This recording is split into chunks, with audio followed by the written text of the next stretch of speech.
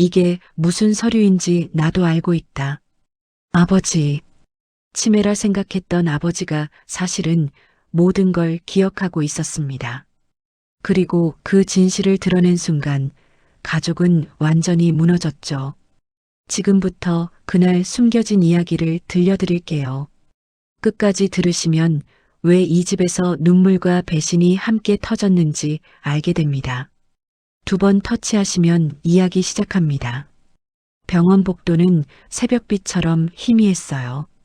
하얀 형광등이 길게 늘어선 복도를 따라 아버지 박만수와 그의 2 자녀가 무겁게 앉아 있었죠. 의자는 차갑고 딱딱했으며 사람들의 발걸음만이 간헐적으로 울렸습니다.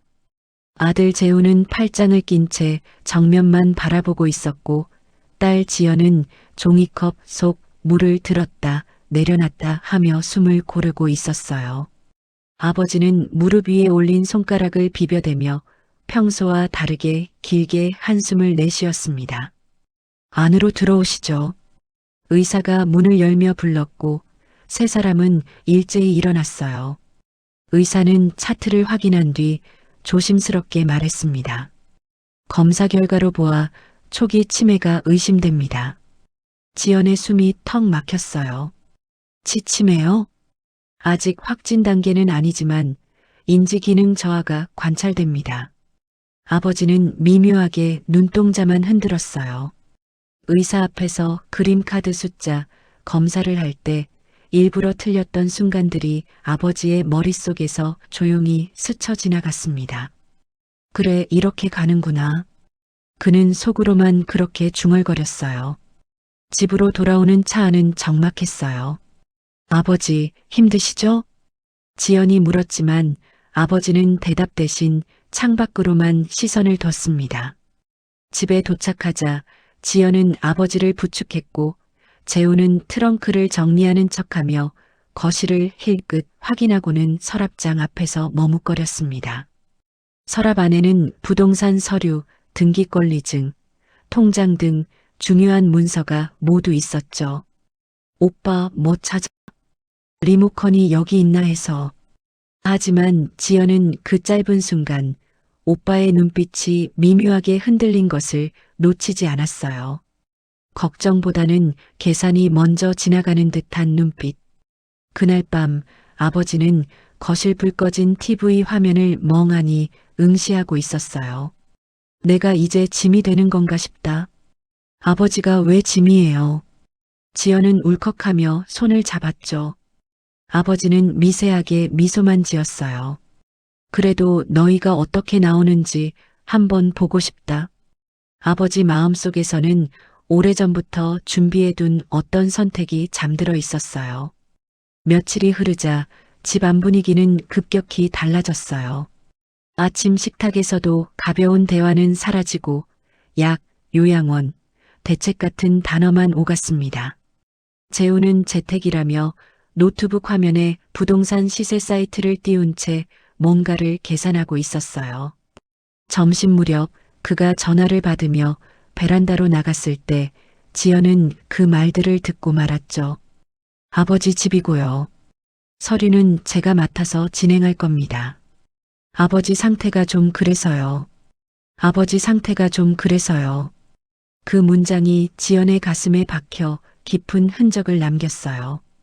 그 말은 마치 아버지를 합리적 이유로 써먹는 것처럼 들렸습니다. 저녁 무렵 재우는 요양원 서류가 든 봉투를 테이블에 턱 내려놓았어요. 아버지 상태 생각하면 우리가 너무 늦었어. 지연은 그 말의 일부가 맞는 듯해 더 반박하기 어려웠어요. 하지만 마음속 불편함은 커져만 갔죠. 그리고 그날 밤 아버지는 조용히 서랍을 열고 오래된 봉투 하나를 꺼내 들었어요. 아내와 함께 적어 놓았던 단 한 줄이 그 위에 적혀 있었죠. 마지막까지 내가 선택할 것.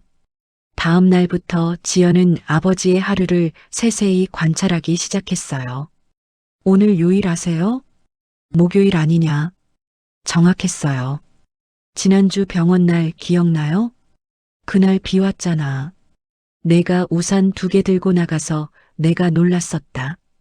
기억력은 흐릿해 보이지 않았어요.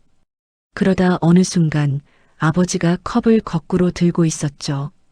지연이 다가가려던 순간 아버지는 누군가 보고 있다는 걸 느낀 듯 슬며시 컵을 올바르게 돌렸습니다.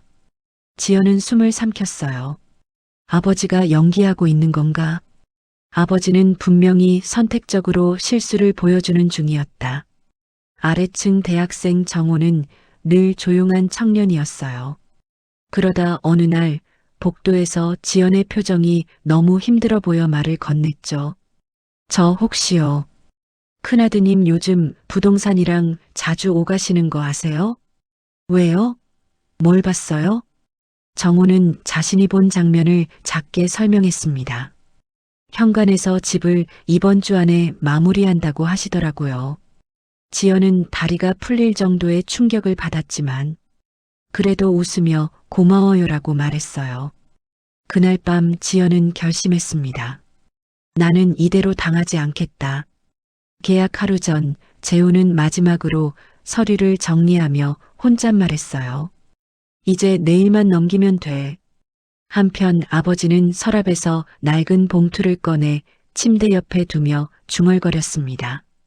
이제 내일이면 다 알겠지. 지연은 노트에 굵은 글씨로 적었어요. 내일 모든 걸 밝힌다. 집안은 몹시 조용했어요. 누구도 잠들지 못한 채 각자 결전의 날을 준비하고 있었죠. 계약 당일 부동산 직원이 들어오고 재우는 서류를 펼쳐 아버지에게 펜을 쥐어주었어요. 아버지, 그냥 여기 사인하시면 돼요. 아버지의 펜 끝이 종이에 닿기 직전 갑자기 손이 멈췄어요. 아버지는 천천히 고개를 들고 재우를 똑바로 바라봤습니다. 눈빛이 또렷했습니다. 흐릿함은 단일도 없었어요. 이게 무슨 서류인지 나도 알고 있다. 방 안의 공기가 단번에 얼어붙었어요. 재우는 말을 더듬었죠. 아버지, 그냥 아버지 편하게. 거짓말하지 마라. 부동산 직원이 당황한 얼굴로 재우를 보았습니다. 내가 부동산을 몇 번 만났는지, 계약 날짜를 언제 잡았는지 다 알고 있었다. 바로 그때 띵동 초인종 소리가 울렸어요. 문을 연 지연 앞에는 숨을 헐떡이는 정호가 서 있었어요. 이거 보여드려야 할 것 같아서요. 그는 날짜와 장소를 다 적어둔 노트를 내밀었어요. 재우와 부동산 직원이 함께 찍힌 사진도 있었다. 부동산 직원은 서류를 닫으며 말했다. 이 상황이면 계약은 보류해야 합니다.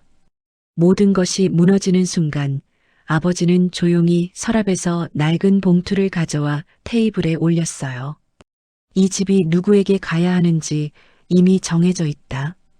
봉투 안에는 오래된 유언장이 있었어요. 집과 예금 일체는 딸 박지연에게 우선 귀속한다. 지연은 울음을 삼키며 아버지를 바라봤어요. 아버지, 왜 지금까지 말 안 하셨어요? 지금 말해야 할 때가 됐으니까. 재우는 무너진 사람처럼 입술만 떨었어요. 그럼 저는 뭡니까? 아버지는 아들을 바라보며 말했다. 너한테는 많이 해줬다. 너는 이제 내 삶을 살아라. 이 집은 지연이가 지켜야 한다. 재우의 눈에 뜨거운 눈물이 맺혔어요. 아버지 죄송합니다. 아버지는 단단한 목소리로 말했어요. 늦었지만 안 하는 것보단 낫다. 해가 지던 저녁 아버지는 사진첩을 펼치고 있었다. 지연은 옆에 앉아 사진 속 어린 시절을 바라봤어요. 아버지, 이때 기억하세요? 당연하지. 내가 여기서 울다가 웃었잖냐. 지연의 눈에 눈물이 고였어요. 아버지는 저를 잊지 않으시네요. 치매면 어떠냐? 나는 마지막까지 너를 기억하려고 한다. 방 안의 조명이 두 사람을 따뜻하게 비추었어요. 아버지는 치매가 아니었는지도 몰라요. 혹은 기억해야 할 것만 기억하고 잊어야 할 것은 흘려보낼 수 있는 단단한 어른이었을지도. 그날 오래된 집은 다시 한번 가족을 품었어요. 상처도 있었고 배신도 있었지만 남은 것은 지키겠다는 약속과 기억하겠다는 진심이었죠. 나이 들어도 마음까지 약해지는 건 아닙니다. 늙은 부모님도 우리도 누군가의 기억 속에서 여전히 단단한 존재입니다. 오늘 이야기가 마음에 닿았다면 구독과 좋아요 눌러주시고요. 아버지의 행동, 여러분은 어떻게 보셨나요? 진심이 무엇이었다고 생각하시나요? 댓글로 남겨주세요.